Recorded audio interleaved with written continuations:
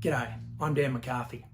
There's been a lot in the media lately about the Chinese spy ships hanging around off our North Queensland coast, particularly during Operation Tasman Sabre not very long ago. Well, there's an aspect of spying which I think needs to be addressed. Currently, through a phone app for as little as $7, you can track all of our Navy and our Border Force boats. Yep, ridiculous. I'm a mariner myself and I understand how important it is to be able to see what other boats are on the water. I use the Marine Traffic app on a daily basis. But it's there primarily for safety. But our Navy and our Border Force guys are trained to the highest standard. They can navigate very, very well and they can operate quite safely without their visibility being in the public domain. People can literally sit across the other side of the world in the comfort of their lounge chair and see where all of our strategic maritime assets are at any given moment. I think it's too far.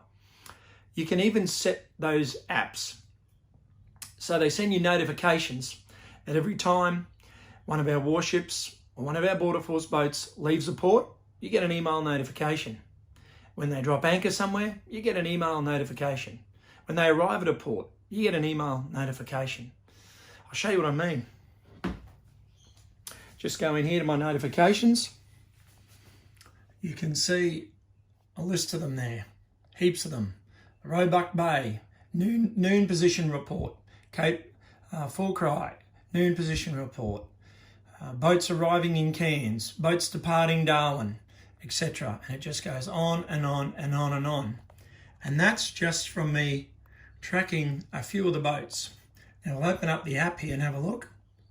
Just zoom in on the Port of Cairns. We'll go here. Right over here we have, up the creek in Cairns Harbour, we have the Roebuck Bay, one of our Border Force boats. Right there. And then we'll go down the creek a little bit further. In Cairns Harbour still.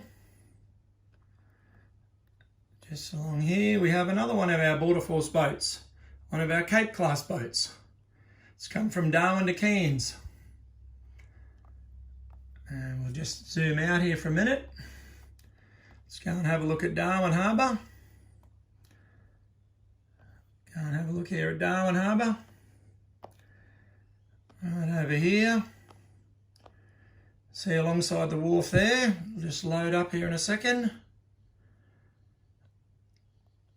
Oh, eventually, here we go, to load up. We've got a couple of our Cape class Border Force boats alongside in Darwin Harbour. Oh, having internet issues, it doesn't want to load. There you go, hope you can see them there anyway.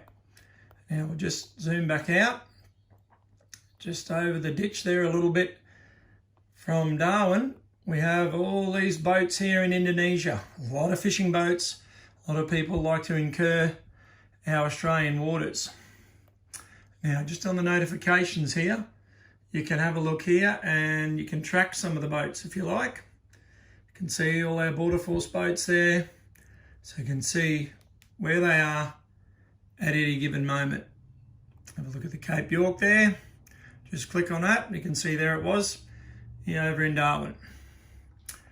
Personally, I think this is far too much public exposure for our strategic maritime assets. And that's why I've written to Defence Minister Peter Dutton and asked him to make our boats, all of our Navy boats and our Border Force boats, have them in silent mode all of the time. But it's not only people on the other side of the world watching for military purposes, watching our marine assets, but it's in the Torres Strait. We have people like, people have used the Torres Strait for drug smuggling, people smuggling, bird smuggling, gun running occasionally.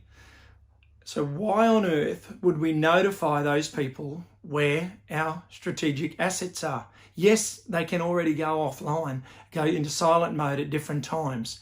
But why would you allow the other ones that are on the slip in Cairns for maintenance, alongside the wharf in Darwin, Perth, Adelaide, Hobart, or anywhere else? Why would you allow those that information to be out in the public domain to be available to those that are up to mischief?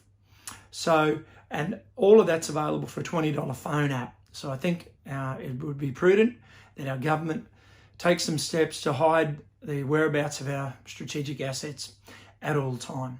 So I look forward to the Minister's reply.